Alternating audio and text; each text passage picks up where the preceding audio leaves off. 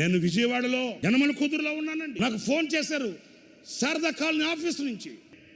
అన్న బయలుదేరాడు రాజమండ్రి. అన్నకి ఉదయం 6 గంటలకి బాత్రూంలో పడ్డాడు. అన్నకి కాలు విరిగిపోయింది. కానీ రాజమండ్రి వెళ్ళాలని డేట్ ఇచ్చాడు అన్న. ఆరోగ్యం బాగోలేదు. ఉదయం బాత్రూంలో పడ్డాడు, కాలు విరిగింది.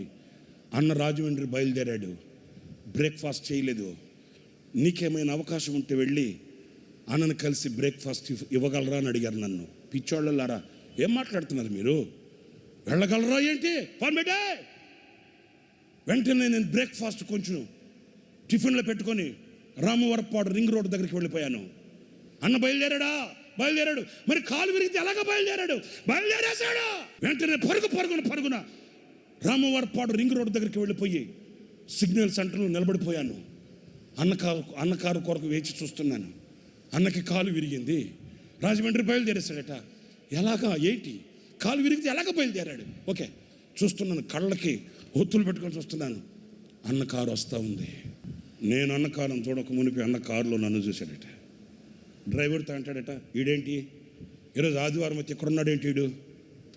చూశారండి, పనివాడి లక్షణం అది. కారు వచ్చింది, అడ్డపడ్డాను. చెయ్యాపి అన్న కారు ఆపాడు. వెంటనే వెళితే గ్లాస్ దింపాడు. అన్న, రే ఇక్కడున్నావేంటి? ఆరాధన టైం కదా అన్న. నాకు 10 గంటలకు ఆరాధన. మరి ఇక్కడికి ఎందుకు వచ్చావు? అన్న, మీకు బ్రేక్ఫాస్ట్ ఇచ్చాను. నాకెందుకు రా బ్రేక్ఫాస్ట్?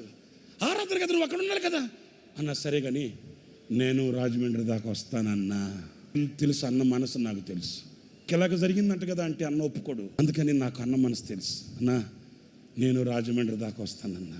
ఎందుకురా? కాదన్నా, రాజమండ్రి దాకా వస్తానన్నా. కాదురా, నీకు ఆరాధన ఉంది కదరా, నువ్వు వెళ్ళరా అన్న. కాదన్నా. అరే ఏం మాట్లాడుతున్నావు?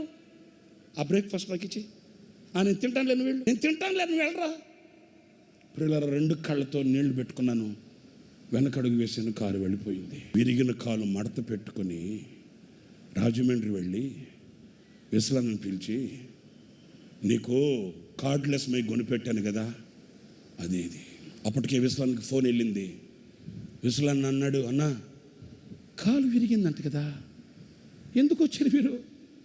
ఎట్లా భరించారన్నా? నాకు కాలు నొప్పి కంటే నా బిడ్డలు ఎదురు చూస్తున్నారన్న బాధ ఎక్కువగా ఉందరా. మరణం అనే పడక మీద పడుకొని పిడికిలు బిగించి, దేవా ఇంకొక అవకాశం నాకు ఇస్తే ఈ భారతదేశాన్ని ఒక ఊపుతానని ఆఖరి స్వరముతో నినాదం పలికాడు ఆ పనివాని సామెనే.